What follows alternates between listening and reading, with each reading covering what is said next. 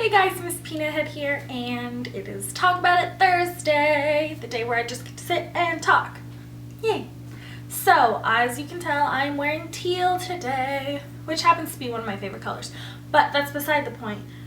September is PCOS Awareness Month, and if you guys have watched my previous videos on infertility, I have PCOS. I have for as long as I've had a period, pretty much. I've always kind of questioned the diagnosis because it's a very, very misdiagnosed disease. So I've constantly just been asking doctors to make sure that this is exactly what I have. I don't have anything else. But I made myself a nice little list of things to refer to because I know I'm going to forget something. But I just kind of wanted to talk about some of the facts, some of the issues with it, my own personal story with it, and what to look for in a doctor for when you're, going through all of this. So, to start off with some of just the kind of blanket, easy facts, polycystic ovarian syndrome, PCOS, is kind of characterized as a few different things. Like, the marker isn't always having cysts on your ovaries. I know that sounds a little weird, polycystic ovarian syndrome, but you don't have to have cysts on your ovaries, but it's a mess. But I just want to talk a little bit about some of the facts. Irregular or having no periods at all is a big indicator. It can mean that you're not ovulating, which is another common theme with having PCOS. Along with when you do actually get your period, it's very heavy, very painful, and it can last for a long time. That's usually what happens to me. I'll go a couple months without a cycle, and then I'll pretty much be on for about a month. And it's very, very painful. Sometimes it's even debilitating where I can't leave my house because I'm in so much pain and whatnot. It's a mess. It really is. It's not fun. Again, another thing is having cysts on your ovaries, which can also be very painful. I haven't had any so large that they need to be removed, but I have had quite a few rupture, and it's excruciatingly painful, and it kind of feels like you're almost being stabbed. It's really, really painful, and it's nothing to be made light of. I get them quite often, so I kind of tend to make a joke out of it just because it helps me personally cope, but this is a very, very serious issue. Another thing is just pelvic pain in general. A lot of my friends that have PCOS also have other disorders as well, which can tie into the fact that they're having so much pelvic pain. I cramp pretty much. I know a lot of people when they're on their period, they cramp occasionally. I kind of feel like that throughout the whole day. I can be completely off of my period and I'll still cramp really, really bad. Sometimes it'll kind of make me double over a little bit, and I have a very high pain tolerance with having to go through puberty like this, to where cramps usually don't faze me, but every once in a while I'll get one that's really, really bad, and I'll have to kind of just stop and breathe and move on. It also has acne and oily skin. Yay! It's pretty much like never ever leaving puberty. I still get really bad acne all the time, and I am such a stickler for I clean my makeup brushes regularly, I clean my beauty blenders regularly, I clear out my makeup when it's time to clear it out, I sanitize it once a week. I am very, very on top of staying on stuff like that. I wash my face multiple times a day. I have plenty of different topical creams and stuff that I've used, and it sucks. It's really hard to be in your mid-20s and still get acne like a teenager. It's really, really hard for your self-image and your self-worth when everybody else gets nice clear skin once they leave puberty and you don't. You're still stuck with it. It kind of really sucks. And as I've mentioned before, infertility is another big factor in all of this, but it doesn't go away once you get pregnant. You have a much higher risk of miscarriage.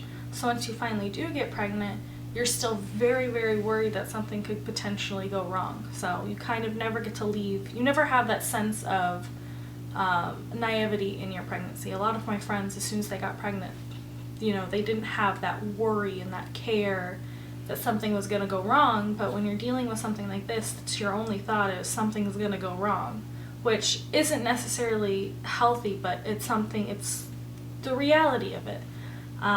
As soon as I get pregnant, I have to be very conscious of every single thing that's happening. If something even remotely feels off, I'm going to call the doctor, because that's just how I am. Some more things. There's technically no cure. You can manage your PCOS, and you can... Whoa, my dog! So you can manage it really, really well to the point where your symptoms are almost non-existent, but it's not going to ever go away. That's how it is. It's part of who you are, and it's part of who I am. Another thing is weight gain. We all know a lot.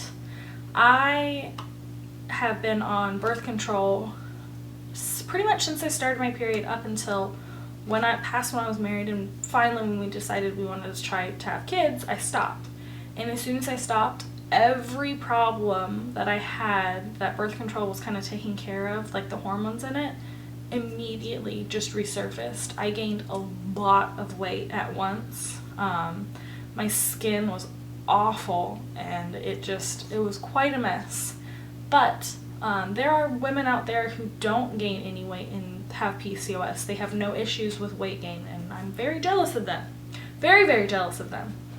Another thing is thinning hair, but having excess hair, like body hair. I am very, very fortunate to the fact that I don't have any like excess like facial hair or body hair.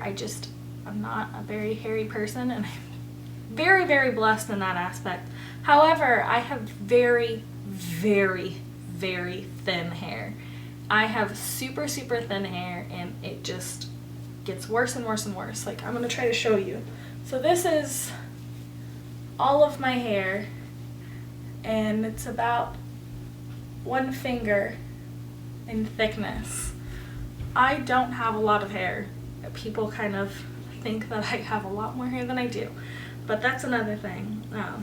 If left untreated, it can lead to some very, very serious problems, and I wanted to talk about those as well.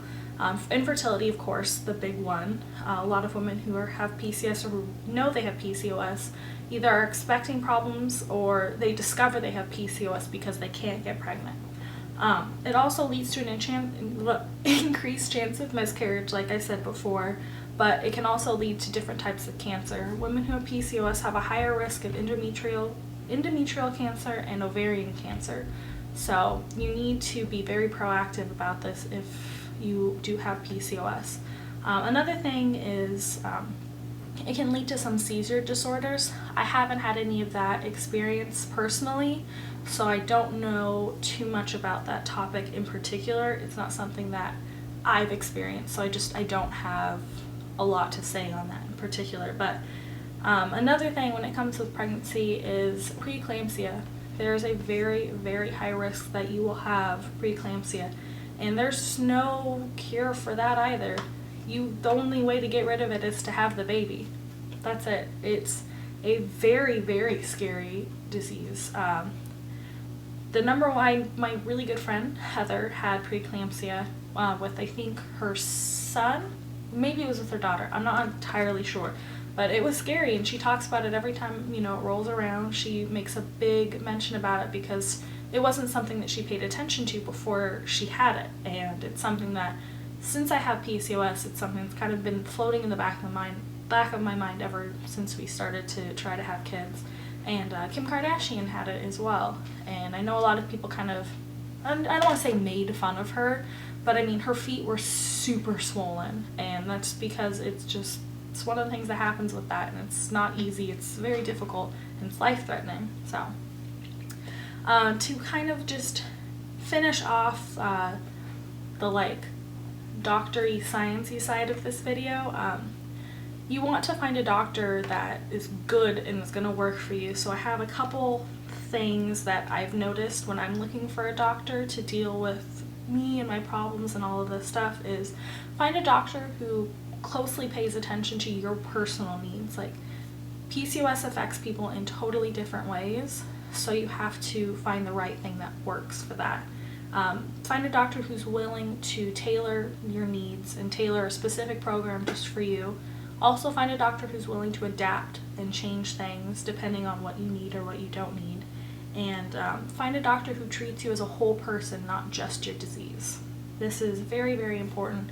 Oh, and then another last thing is find a doctor who is willing to keep up on like the new developments and all of that stuff. So it's really important to find a doctor who is able to kind of tweak with those things and who's willing to work with you. So that is the end of like the sciencey part of it. The next little bit of this video is just going to be my personal story and how I figured out everything. So let's just get to that. Okay guys, it's time for me to get a little bit more personal. So I wanted to talk to you about my own story with PCOS and all that jazz. Okay, so I can't remember how old I was when I got my period, but when I first got my period, I was out of commission for like a month. They couldn't stop the bleeding. It was horrible. It was like, I very much remember like just laying on the couch in so much pain, and my mom, who doesn't have PCOS, had no clue what to do. And like I just remember it was an awful experience. It's something that I never ever would wish on anyone else. I was a kid and I didn't understand what was going on, and everyone, like, I knew what a period was, obviously, like that wasn't an issue, but everyone's like, oh, it's not that bad, it's gonna be for a week, and when you first start they're gonna be so light it's not gonna be an issue. And I was like, okay, I can handle that, I'm tough, I can do this. And then when I got that, I was bedridden. It was horrible. It was an awful experience, and I didn't understand why it was me. Like, all of my friends that had their periods never ever had to deal with this, and I was like, well, why am I different? Why do I have to be different? I'm always different. So that was really frustrating. It was really hard to deal with and to cope with as a kid. My life changed, and as soon as I hit puberty. I mean, like, everybody's life changes when they hit puberty, but mine drastically changed. I was thrown on birth control. I had hormones surging through me. I had elevated testosterone, which made me all types of weird. It was really, really rough. It was a rough puberty to kind of transition from. And then once the like hormones started to level out, it was fine. I always knew exactly when I was gonna get my period because I was on birth control. I stopped my, the hormones, started the sugar pills, and like I knew my system. It was great. So that was awesome. I never got surprised, so that was kind of nice. But I mean, when I did get my period, it was still very, very painful, very excruciating. I've had to call out sick from work before. I had to call out sick from school before because I couldn't move. I was in so much pain. I had great friends in college who took care of me. My freshman year, I had a roommate who was a nurse. Well, she was a nursing student, and she always took care of me. It was great. She's always there, like, oh, do you need a heat pack? Do you need some tea? She was phenomenal. So that was really great. And then my sophomore year, I moved. My best friend and I lived together, and she's pretty much like a mom already. She was the mom of our little college group. She always took care of me. It was great. Then I moved in with another friend, and she took care of me too. And then I even had Barbie come back over, and she took care of me. So I had a lot of good people around me to make sure that I was always comfortable, and I was always as comfortable as I could be. Flashing forward to after I got married, when we decided to, try for kids, I was very honest with Taylor when we started all of this. I was like, I just need you to know I have PCOS. Like, it's not going to be an easy ride. He's like, that doesn't matter. It's not the issue. I want to have kids with you because I love you. Like, it doesn't matter what's wrong with you. And I was like, just letting you know, there's probably going to be a little bit of complications and stuff. He didn't care. He never cared. To this day, he still doesn't even care about that stuff. He's like, it's okay. It'll work out. Which is awesome. Totally love that about him. But I got off birth control, and I want to say I got off birth control. It'll be 4 years next month. Actually, I stopped this month 4 years ago, and then we started trying in October after we hit 1 year of being married. So, actually no, it'll be 3 years. I lied, not 3. I've been married for 4 years and trying for 3. Just kidding. Anyway. Moving on. So, I had one period, I think, in November, And then I didn't have any, and I ended up getting a positive pregnancy test, which was awesome. Yay! I was so excited. I told everybody. I was like, oh, this is so great. I text all of my friends. All of my friends. And then when I went to go get confirmation from a urine test over at the Naval Hospital, they said, we can't pick up any traces. They're like, you probably had a chemical pregnancy, and just sent me on my way. I had no idea what that meant. None. I was like, what the hell does that mean? Chemical pregnancy? Basically what that is you have just high enough surge of, the hormone in your body to say you're pregnant on a pregnancy test, but almost immediately you lose you lose the pregnancy. Oh my gosh, I can't even talk. I don't really classify that as having a miscarriage for me personally, because nothing happened. I got a positive test one day, and then the very next day, nothing. So it was really hard to deal with at the time, and now that I've gotten past all of that, it kind of just is a breeze. It flows past me. But that was a really, really hard time. For about a month, I just sulked because I had to go back and tell everybody, hey, I'm not actually pregnant. Just kidding, guys. It sucked. It sucked to have to go back and tell everybody who was so happy for you that, oh, just kidding, guys. I'm not pregnant. It'll be fine. It'll be great. And then I didn't have a period for, I want to say, 6 months or so. And I kept going back to the doctors, and I kept going back and saying, like, I haven't had a period. What's wrong with me?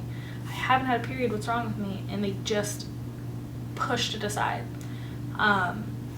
I don't want to say that they looked at me like, oh, you're a fat chick, though, you have PCOS, is no big deal, you're overweight. But that's very much how it felt. And I truly believe, honestly, that's kind of how it went. I tried so hard to lose weight. I mean, I worked so hard, and I couldn't lose any weight. I mean, to this day, I try really hard. I stay at one weight, and no matter what, I can eat a whole cake and not gain a pound, and I can eat lettuce and starve myself and, work out and have a great schedule and regimen, and nothing happens. So it's really frustrating, but it was really hard to have a doctor just not care about you. Like, truly just not care. And I sucked it up because I didn't know any better at the time. I just dealt with it. I was like, oh, well, I'll figure it out. I did plenty of my own research. I looked up homeopathic ways to kind of treat this because they just didn't care about me. And then about 2 years of being on TRICARE, not standard, TRICARE Prime, which means I go to the Naval Hospital. I switched to standard, which means I could see a doctor off base. And I kick myself every time I think about that for not doing it sooner, because I found 2 incredible doctors who took care of me, who were willing to work with me in every single aspect of every single part of me that I had an issue with. I could always call them up and be like, hey, I have a new development. I don't know if this means anything. And they would either tell me, like, hey, this really does mean something. We need you to go get this checked. Or, hey, that doesn't mean anything, but I'm really glad that you're paying attention to your body. Like, you as a person, you know your body best. And if something doesn't feel right, you need to let a doctor know. I know a few of my friends who've gone through infertility and all this stuff. They had extremely painful periods and thought that that was normal. Like, I mean, everybody that has a period cramps up and has pain during their period, but I mean, these were people who, like, could not move. They were in so much pain, and they thought it was normal. And then I was like, no, you really need to see a doctor. And they ended up getting checked out. But I was able to find 2 incredible doctors who truly cared about my health, and that changed everything for me. I was at a really, really low point at that time dealing with PCOS, and I had nobody around me that was dealing with it, and it was really hard. I was mentally at a low, physically at a low, and then I found doctors who truly cared about every part of me, and it was amazing, and it changed everything. I felt better. My skin looked better. I was just a better person when I found a doctor who cared. And when they took the chance to really talk to me about all this stuff. Unfortunately, when my husband got out of the military, we moved back to Northern California and I didn't have those doctors anymore. Thankfully, I have good, very, very good doctors right now. My insurance is pretty good. The infertility doctors that I'm currently seeing are phenomenal. I feel so at peace. The first time that I went and talked with them, they immediately were like, "You're gonna get pregnant." It wasn't a, "Well, you might get pregnant, so we're gonna try these few things." Like, they were so sure, and that just meant the world to me. It meant a lot to have a doctor really sit down and say, "These are your issues, this is what we're gonna combat, this is how we're gonna do it." It was great. It's wonderful to have a doctor who truly cares about you. So if you don't have that, I seriously urge, if you are able to get a new doctor, find someone that works for you. Find someone who's willing to work with you, because it makes all the difference. It really does. As you know, my husband is gone, so I can't actively try at the moment. I need two to tango on that one. But I'm doing really well with managing my PCOS symptoms. I still have a ton of acne. Well, I don't want to say ton. It's not that bad. It's just not as good as my skin isn't as good as I'd like it to be. It's not as clear as I want it to be. So there's that. But I'm doing pretty good. I'm doing pretty good. My periods aren't super painful. They do last very long, but they're not as excruciating as they used to be. I'm working on like eating better, eating specific things for my body. I tried to do a whole bunch of different things, and I've switched everything up. It's going really, really well, and I think I'm on a good track. So I just wanted to update you guys a little bit on that aspect of it. Whenever Taylor gets back, we're gonna start trying again. I just am not sure when or how we're gonna be doing everything, but it's gonna happen. It is. As frustrating as it is right now, it's gonna happen. I know it. I have a good feeling. 2016 is gonna be a good year. But thank you guys so much for watching this video. I really appreciate all the love that I've gotten from various people on various social media sites. Everybody comes to me and they're just like, "Oh, we love you so much. We're thinking about you. We're praying about you. We're sending you good thoughts." That means a whole lot. You guys are so awesome. Thank you so, so much. If you want to see me talk more about my infertility stuff, you can check out my past ones. I will put annotations to both of those videos. Well, the one that I'm actually talking about, my infertility story, will go right here. And then the one where I'm talking about what not to say to infertile people will go right here. But thank you guys so much for watching this video. I'll see you guys in the next one.